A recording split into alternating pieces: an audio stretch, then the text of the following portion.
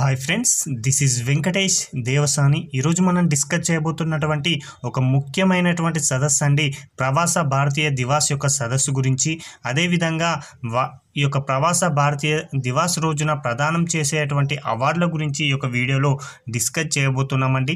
గతంలో జరిగినటువంటి చాలా ఎగ్జామ్లో ఇక్కడ నుంచి ప్రశ్న రావడం జరిగింది కాబట్టి భవిష్యత్తులో జరగబోయేటువంటి పరీక్షలో ఇక్కడ నుంచి ప్రశ్న రావడానికి చాలా అవకాశం ఉంది కాబట్టి గుర్తుంచుకోండి. చాలా ముఖ్యమైనటువంటి సదస్సు అండి. ఆ యొక్క సదస్సు గురించి, ఈ యొక్క సదస్సు అనేది 2025వ సంవత్సరంలో జనవరి 8 నుంచి 10వ తేదీ వరకు నిర్వహించడం జరిగింది. ఈ యొక్క 2025వ సంవత్సరంలో నిర్వహించినటువంటి ప్రవాస భారతీయ దివాస్ అనేది ఎన్నవ ఎడిషన్ అని కూడా ఎగ్జామ్ పాయింట్ ఆఫ్ వ్యూలో అడుగుతాడు కాబట్టి 18వ ఎడిషన్ అండి. చాలా ఇంపార్టెంట్. 18వ ఎడిషన్కు సంబంధించిన ప్రవాస భారతీయ దివాసుని 2025వ సంవత్సరం జనవరి 8 నుంచి 10వ తేదీ వరకు నిర్వహించడం జరిగింది. ఎక్కడ నిర్వహించారనేది కూడా ఎగ్జామ్ పాయింట్ ఆఫ్ వ్యూలో ఇంపార్టెంట్ కాబట్టి ఈ యొక్క 18వ ప్రవాస భారతీయ దివాస్కి ఆతిథ్యం ఇచ్చినటువంటి నగరం వచ్చేసి ఒడిస్సా రాష్ట్రంలో ఉన్నటువంటి భువనేశ్వర్ అండి. చాలా ఇంపార్టెంట్. ఆతిథ్యం గుర్తుంచుకోండి, భువనేశ్వర్. వీటన్నింటినీ కూడా ఒక సింగిల్ స్టేట్మెంట్ రూపంలో గనక పరిశీలిస్తే 18వ ప్రవాస భారతీయ దివస్ను 2025వ సంవత్సరం జనవరి 8 నుంచి 10వ తేదీ వరకు ఒరిస్సా రాష్ట్రంలో ఉన్నటువంటి భువనేశ్వర్లో నిర్వహించడం జరిగింది. అయితే ఒక ప్రవాస భారతీయ దివస్ను ఎవరు ప్రారంభించారు అని కూడా అడుగుతాడు కాబట్టి భారత ప్రధానమంత్రి నరేంద్ర మోడీ గారు ఈ యొక్క సదస్సును ప్రారంభించడం జరిగింది. ఈ యొక్క సదస్సుకి ముఖ్య అతిథిగా ఎవరైనా విచ్చేశారా అంటే క్రిస్టినా కార్లా కంగూలా. ఎవరు ఈమె అంటే మాత్రం ట్రినిటాడ్ అండ్ టొబాగో అధ్యక్షురాలండి. అయితే ఈమె ప్రత్యక్షంగా హాజరు కాలేదు, వర్చువల్ విధానంలో హాజరై ఈ యొక్క సదస్సులో ప్రసంగించడం జరిగింది కాబట్టి ఈమె వర్చువల్ ముఖ్య అతిథి అని గుర్తుంచుకుంటే సరిపోతుంది. ఈమె ప్రత్యేకత ఏంటి అంటే 2025వ సంవత్సరంలో ప్రదానం చేసినటువంటి ప్రవాస భారతీయ దివాస్ యొక్క సమ్మాన్ అవార్డు గ్రహీతగా ఈమెకి ఈ యొక్క అవార్డు అయితే రావడం జరిగింది. 2025వ సంవత్సరంలో మొత్తంగా 27 మంది గ్రహీతలకి ఈ యొక్క అవార్డులను ప్రదానం చేయగా అందులో ఒక గ్రహీత వచ్చేసి క్రిస్టినా కార్లా కంగూలా అండి. ఈమె ట్రినిటాడ్ అండ్ టొబాగో అధ్యక్షురాలు.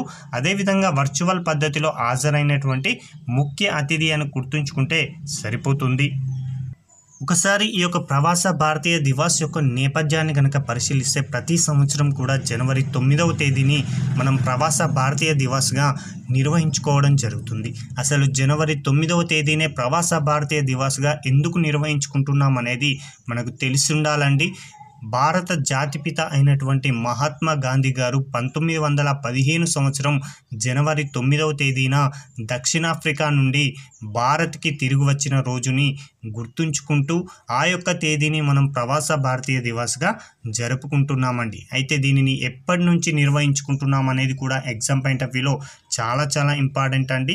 ఈ యొక్క ప్రవాస భారతీయ దివాసుని జనవరి 9వ తేదీన నిర్వహించుకోవాలని 2003 సంవత్సరంలోనే నాటి భారత ప్రధాని అయినటువంటి అటల్ బిహారీ వాజ్పేయి గారు నిర్ణయించడం జరిగింది. కాబట్టి 2003 సంవత్సరం నుంచి మనం ఈ యొక్క ప్రవాస భారతీయ దివాసుని నిర్వహించుకోవడం జరుగుతుంది. కాబట్టి తొలి ఎడిషన్ ప్రవాస భారతీయ దివాస్ అనేది ఎప్పుడు నిర్వహించారంటే 2003 సంవత్సరం అని గుర్తుంచుకోండి. ఎక్కడ నిర్వహించారంటే న్యూఢిల్లీ అని గుర్తుంచుకోండి.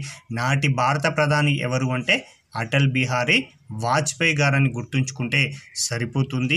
అయితే ప్రతి ఏటా కూడా ఈ యొక్క ప్రవాస భారతీయ దివస్ను నిర్వహిస్తున్నటువంటి కేంద్ర మంత్రిత్వ శాఖ ఏది అంటే మాత్రం విదేశాంగ మంత్రిత్వ శాఖ అని గుర్తుంచుకుంటే సరిపోతుందండి. ప్రస్తుతం కేంద్ర విదేశాంగ మంత్రివర్యులుగా ఎస్ జయశంకర్ గారు బాధ్యతలను నిర్వర్తించడం జరుగుతుంది.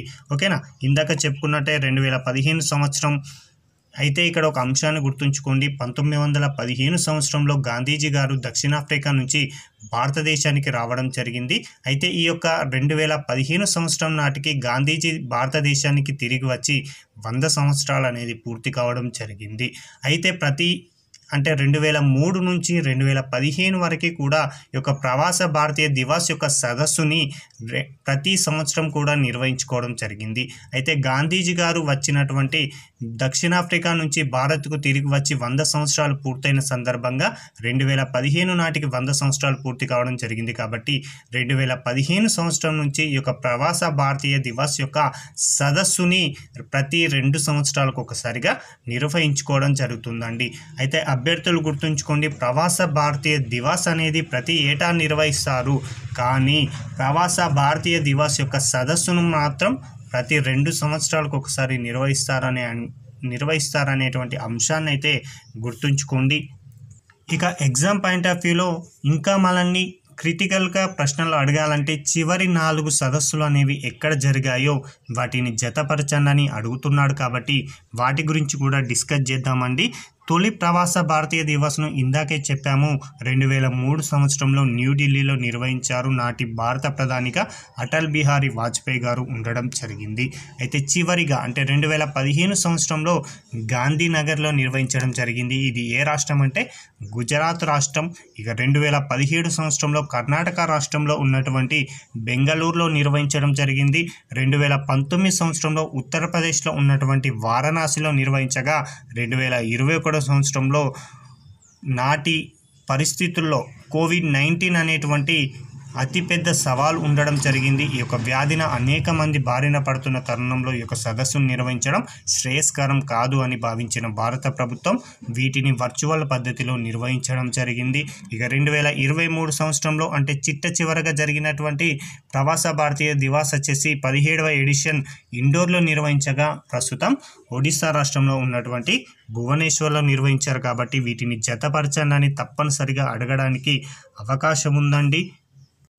ఇక ప్రవాస భారతీయ దివాస్ యొక్క సదస్సులో భాగంగా ప్రతి 2 సంవత్సరాలకు ఒకసారి సదస్సు జరుగుతుంది. కాబట్టి ఆ యొక్క సదస్సులో యొక్క ప్రవాస భారతీయ సమ్మాన్ అవార్డులను కూడా ప్రదానం చేయడం జరుగుతుంది. అసలు ప్రవాస భారతీయ సమ్మాన్ అవార్డులను ఎందుకోసం ప్రదానం చేస్తారో వాటిని గుర్తుంచుకోండి. ప్రవాస భారతీయులు ఎవరైతే ఎన్ఆర్ఐలు, అదేవిధంగా భారత సంతతి వ్యక్తులు పిఐఓలు మరియు భారతదేశంలో లేదా విదేశాలలో వారి ఆదర్శప్రాయమైన విజయాల కోసం వారు స్థాపించిన సంస్థలను ఎవరైతే ఉంటారో వాటిని గౌరవించాలనే ఉద్దేశంతో భారత ప్రభుత్వం ఈ యొక్క అవార్డులను అయితే ప్రదానం చేసిందండి. ఓకేనా. అయితే ఈ యొక్క అవార్డులను సంబంధించి గ్రహీతలను ఎంపిక చేయడానికి ప్రత్యేకమైనటువంటి ఒక జ్యూరీ కమిటీ అనేది ఉండడం జరుగుతుంది. ఈ యొక్క జ్యూరీ కమిటీకి ఎవరు నేతృత్వం వహిస్తారు లేదా ఎవరు అధ్యక్షత బాధ్యతలను చేపడతారంటే భారత ఉపాధ్యక్షుడు లేదా భారత ఉపరాష్ట్రపతి వర్యులు ఈ యొక్క కమిటీకి నేతృత్వం వహించడం జరుగుతుంది. అదేవిధంగా ఈ యొక్క కమిటీకి ఉపాధ్యక్షులుగా ఎవరు ఉంటారు అంటే కేంద్ర విదేశాంగ మంత్రి వర్యులు ఉండడం జరుగుతుంది. మొత్తంగా 2025 సంవత్సరంలో ఎంపిక చేసినటువంటి గ్రహీతల సంఖ్య ఎంత, లేదా మొత్తంగా 2025 సంవత్సరంలో ప్రవాస భారతీయ సమ్మాన్ అవార్డు గ్రహీతలు ఎంతమంది అంటే మాత్రం 27 మంది అని గుర్తుంచుకోండి. ఈ యొక్క 27 మందికి ఈ యొక్క అవార్డులని భారత రాష్ట్రపతి వర్యులైనటువంటి ద్రౌపది ముర్ము గారు 2025 జనవరి 10న అంటే సమావేశం చివరి రోజున ఈ యొక్క అవార్డులను అయితే ప్రదానం చేసింది. ఈ యొక్క అవార్డులలో ఒక ప్రధాన గ్రహీత గురించి మనం ఇందాకే డిస్కస్ చేయడం జరిగింది, ట్రినిడాడ్ అండ్ టొబాగో అధ్యక్షురాలు గురించి. కాబట్టి ఆమె గురించి ఎగ్జామ్ పాయింట్ ఆఫ్ వ్యూలో అడుగుతారు. కాబట్టి ఒకసారి ఆమె పేరును గుర్తుంచుకోండి. ఓకేనా. ఇదండి ఈ రోజుకు సంబంధించినటువంటి ముఖ్యమైనటువంటి సదస్సు గురించి మీ ముందుకు తీసుకురావడం జరిగింది. Thank you.